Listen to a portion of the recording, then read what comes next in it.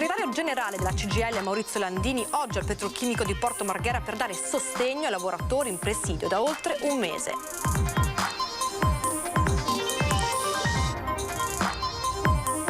Elezioni amministrative e ballottaggio a Jesolo tra 15 giorni. A Mira ha riconfermato Marco Dori con il 55%, a Milano vince Tiziano Baggio con oltre il 50%. Una diretta non stop con tutti i risultati, i protagonisti della sfida del voto, le analisi politiche, il record di ascolti ieri per la maratona elettorale di Antena 3. Rapina Lidl sul terraglio, il malvivente è entrato minacciando la cassiera con una pistola, ha preso il denaro e si è dato alla fuga, indagano i carabinieri. La Guardia di Finanza di Venezia ha arrestato un contrabbandiere di origine indiana nel furgone, trasportava oltre 100 kg di tabacco. Un post di Chloe, ex professore di San Donà, Luca Bianco, annuncia il suicidio sul blog Persone transgenere. Potrebbe essere suo il corpo trovato carbonizzato nel camper. Un altro episodio di turismo caffone a Venezia. 2 persone si sono tuffate nella zona di Tolentini e non contenti si sono anche concessi una breve nuotata sott'acqua.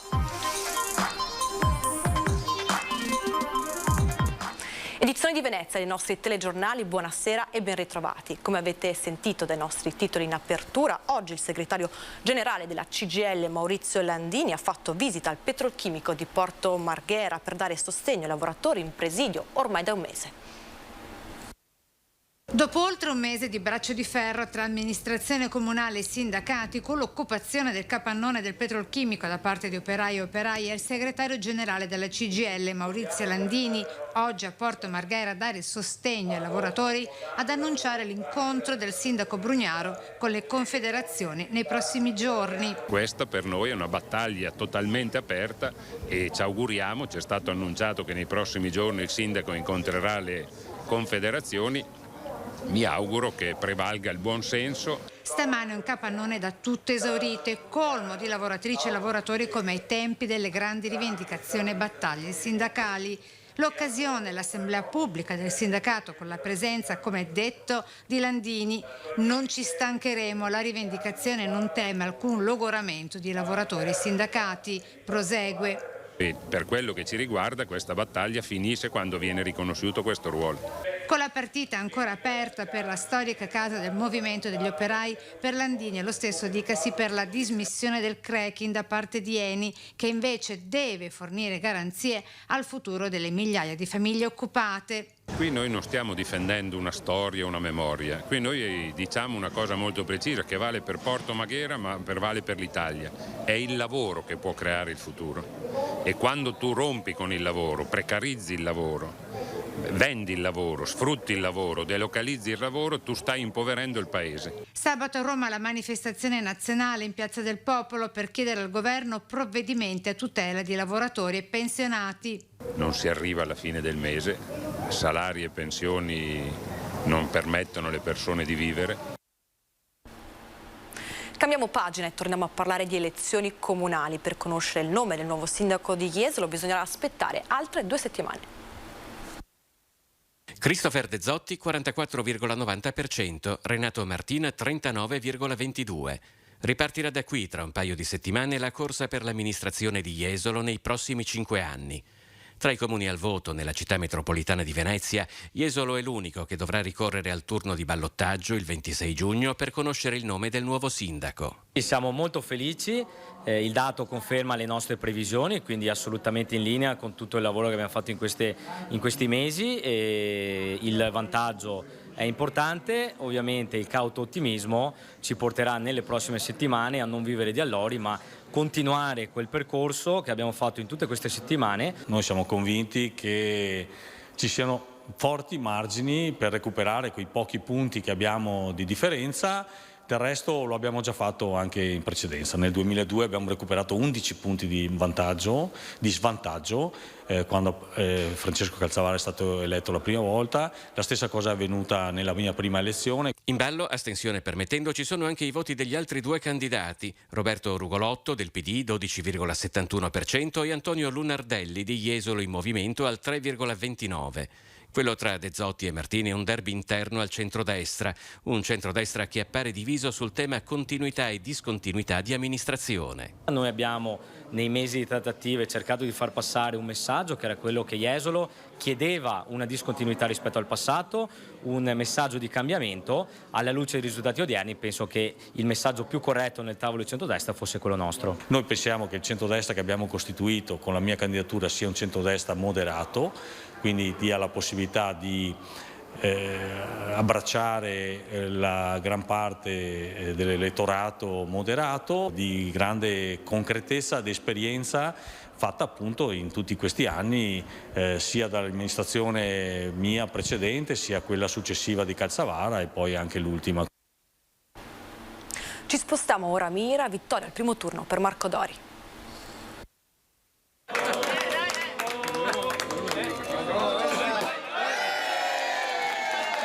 Grande entusiasmo a Mira per la riconferma di Marco Dori, che ha ottenuto il 55% dei voti.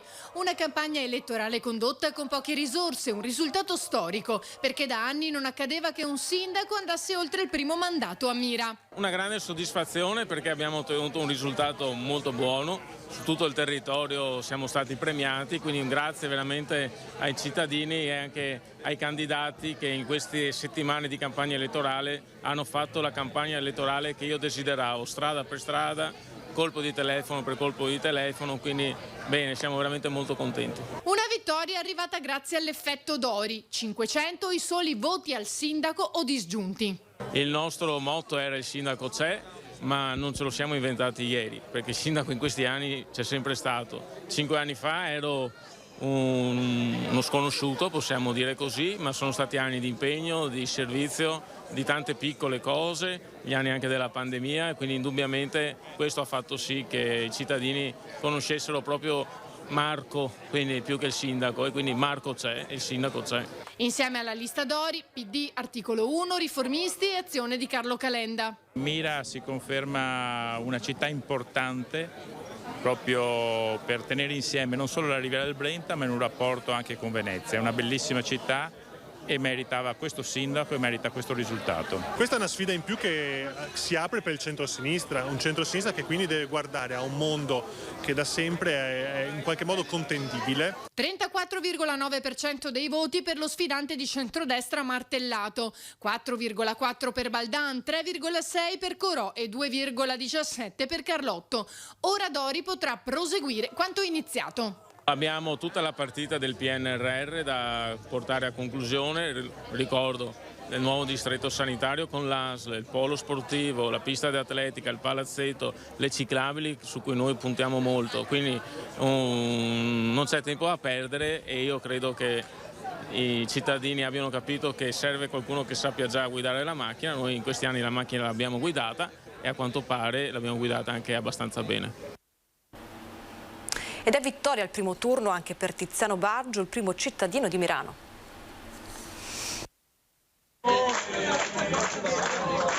All'inizio lo spoglio delle elezioni comunali di Mirano era apparso come un testa a testa tra Tiziano Baggio del centro-sinistra e Giorgio Babato del centrodestra.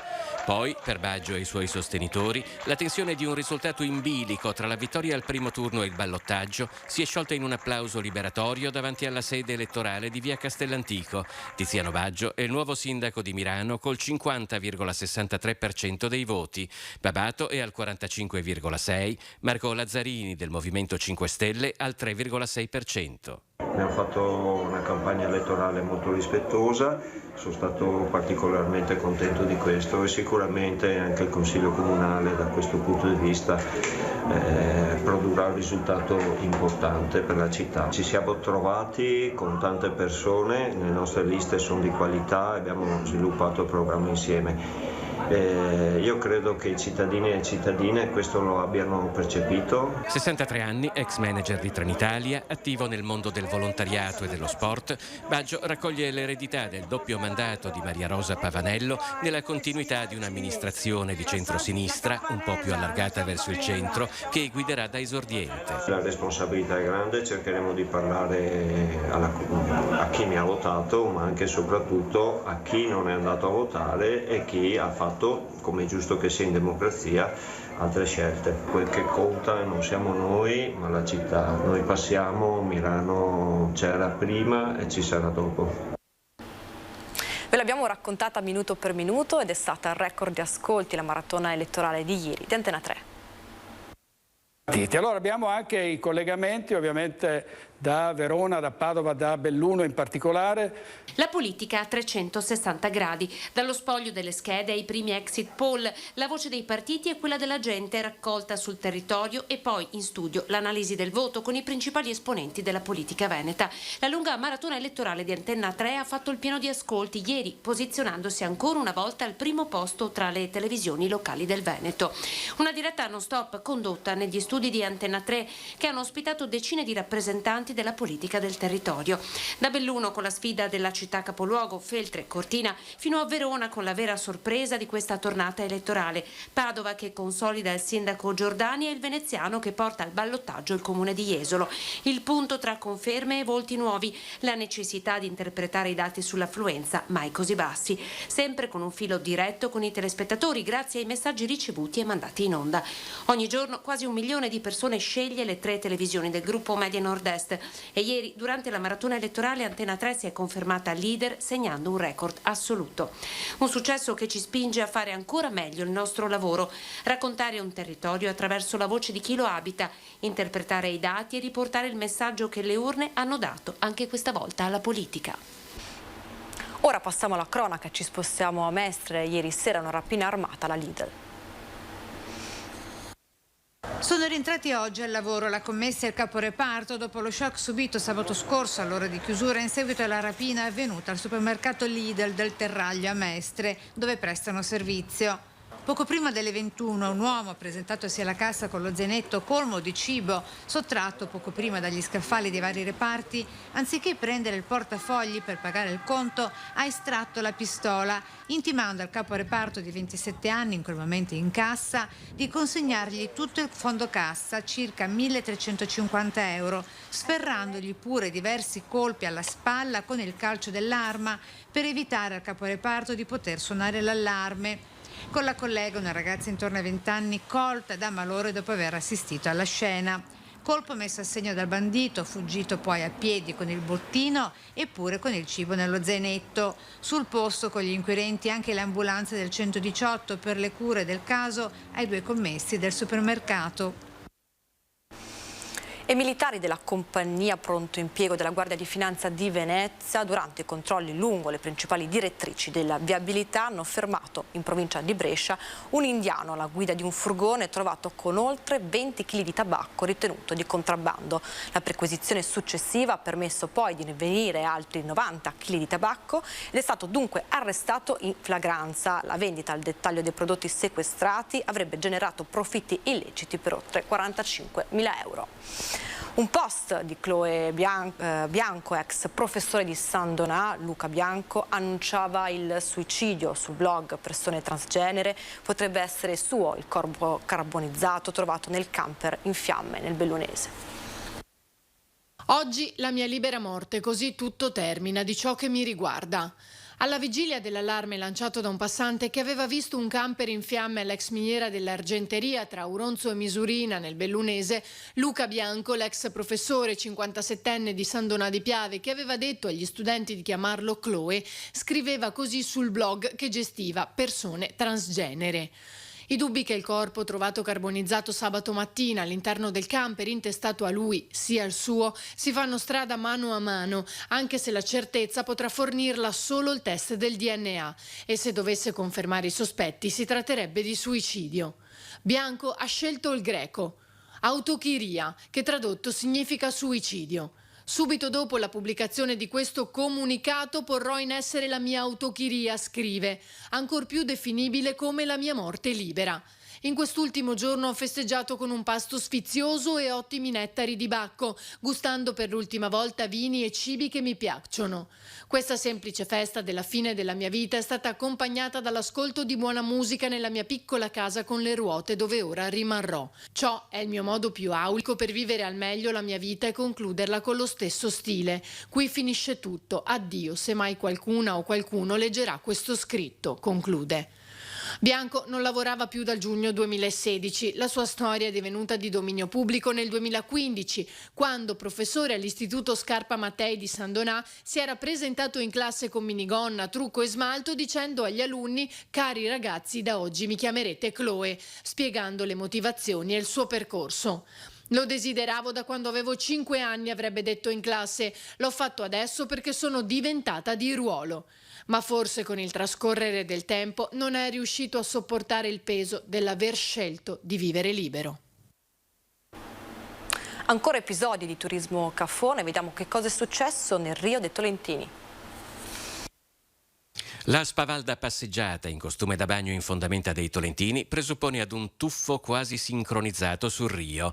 Il video, postato sul gruppo Facebook Immagini di Venezia Marghera Mestre, sta spopolando con parecchie condivisioni sui social network, dove è in buona compagnia peraltro. In questa foto, apparsa sul gruppo 25 aprile per esempio, il sirenetto in uscita dall'acqua appare un po' appesantito, ma può comunque contare su una nutrita platea di spettatrici. Su Venice Golden Awards il bagno in Rio di Cannareggio, piuttosto scomposto rispetto alla purezza di stile dimostrata dai nuotatori dei Tolentini. Conquistata la palma di capitale mondiale del turismo di massa con 80.000 posti letto, di cui almeno 20.000 irregolari, secondo le stime della polizia locale, Venezia ha conosciuto una pausa di 2 anni per il Covid che aveva fatto dimenticare il punto in cui si trova una città prossima all'estinzione dei residenti e con circa 24 milioni di passaggi di visitatori all'anno. Il fatto di non apparire più una città ma un villaggio vacanze probabilmente contribuisce nel convincere visitatori, spesso provenienti da paesi eticamente integerrimi, di essere legittimati a girare in canottiere infradito, allestire picnic, montare tende da campo, prendere il sole in costume per strada, rinfrescarsi con un tuffo in canale, senza contare i tour alcolici di addio al celibato che le notti del fine settimana sono diventati parte integrante del folklore cittadino. Un fenomeno purtroppo difficile da controbattere, i controlli ci sono, le multe sono salatissime, ma i numeri di presenze sono talmente imponenti che risulta impossibile poter intervenire ovunque. Questo era l'ultimo servizio, vi lasciamo ora alle previsioni meteo curate da Antena 3, grazie per averci seguito, buonasera.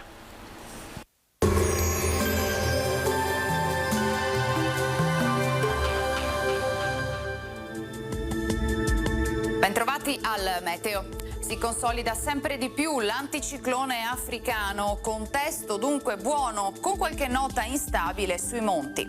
Vediamo il dettaglio di mercoledì 15 giugno. Sul Veneto tanto sole, cielo in genere poco nuvoloso, con spazi di sereno anche ampi, a tratti qualche moderato addensamento. Nelle ore più calde della giornata possibile formazione di qualche temporale di calore sui rilievi, acquazzoni che potranno espandersi localmente anche alle zone adiacenti. Caldo in intensificazione con temperature minime tra 14 e 21 gradi, massime oscillanti invece tra i 26 e i 32 gradi all'incirca. Ci spostiamo ora sul Friuli Venezia Giulia, anche qui soleggiato. Nel pomeriggio in montagna locale nuvolosità e non sarà del tutto escluso anche qualche isolato e breve rovescio. Temperature minime tra 16 e 20 gradi, massime comprese invece tra i 28 e i 30 gradi. Infine diamo uno sguardo alla situazione del Trentino Alto Adige, dove dominerà il sole, quantomeno al mattino, perché a seguire avremo rovesci sparsi ma piuttosto frequenti. Temperature minime intorno ai 17-19 gradi, massime sui 30-31 gradi all'incirca. Dal meteo per ora è tutto, vi auguro come sempre un buon proseguimento in compagnia di Antena 3.